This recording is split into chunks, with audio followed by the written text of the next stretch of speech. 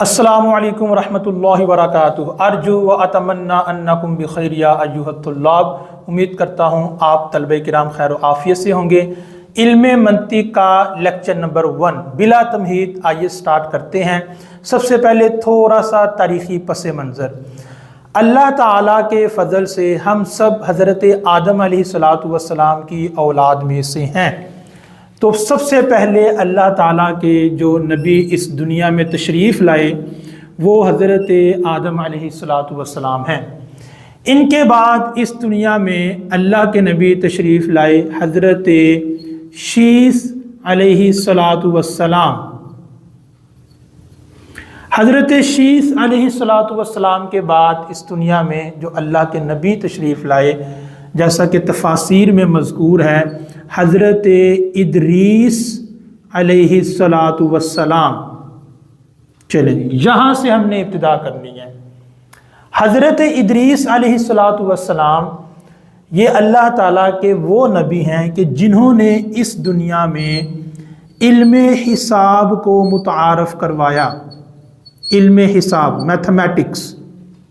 Number 2، حضرت ادریس علیہ السلام نے علم نجوم، ستاروں کا علم متعارف کروایا، ایسٹرولوجی جس کو آج کے زمانے میں کہا جاتا ہے۔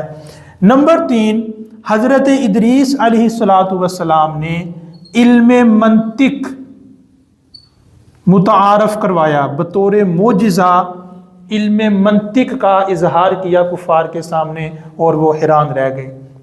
ایون کہ جو کتابت ہے، دا نالج آف رائٹنگ، لکھنے کی جو بگننگ، جو سٹارٹ ہوا ہے، جو ابتدا ہوئی کتابت کی، جس کو آپ علم کتابت کہہ سکتے ہیں، علم کتابت بھی حضرت ادریس علیہ السلام نے متعارف کروایا۔ سب سے پہلے لکھنا حضرت ادریس علیہ السلام نے سٹارٹ کیا۔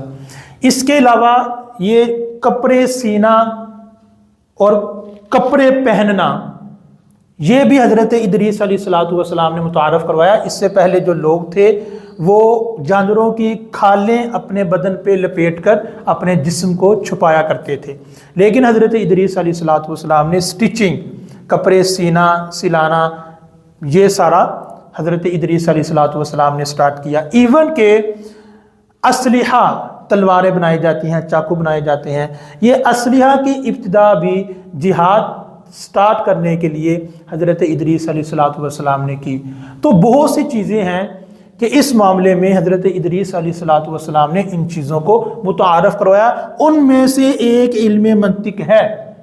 جتنے بھی شارحین ہیں، علم منطق کے ماہرین ہیں، انہوں نے یہی بات لکھی ہے کہ علم منطق کے موجد حضرت ادریس علیہ السلام ہے۔ ارسطوٹل، پلیٹو، افلاطون، یہ سارے بعد کے ہیں، معلم اول، معلم ثانی۔ سب سے پہلے موجد یعنی سٹارٹ کرنے والے، ٹھیک ہے، اظہار کرنے والے علم منطق کا، وہ حضرت ادریس علیہ السلام ہے۔ یہ تھوڑا سا آپ کو تاریخی پس منظر اس لیے بتایا ہے تاکہ اس علم کی امپورٹنس اور اہمیت کیا ہے وہ آپ کے سامنے واضح ہو۔ تو یہ شروع میں کچھ تمہیدی باتیں ہوں گی۔ آج ڈائریکٹ آپ کو علم منطق کی تعریف نہیں بتائی جائے گی، تھوڑی سی آپ کی بیس بن جائے، کچھ بنیادی باتیں ذہن میں بیٹھ جائیں، پھر علم منطق کو جب ڈیفائن کیا جائے گا، اس کی تعریف کی جائے گی، تو انشاءاللہ یہ آپ کو آسان لگے گی۔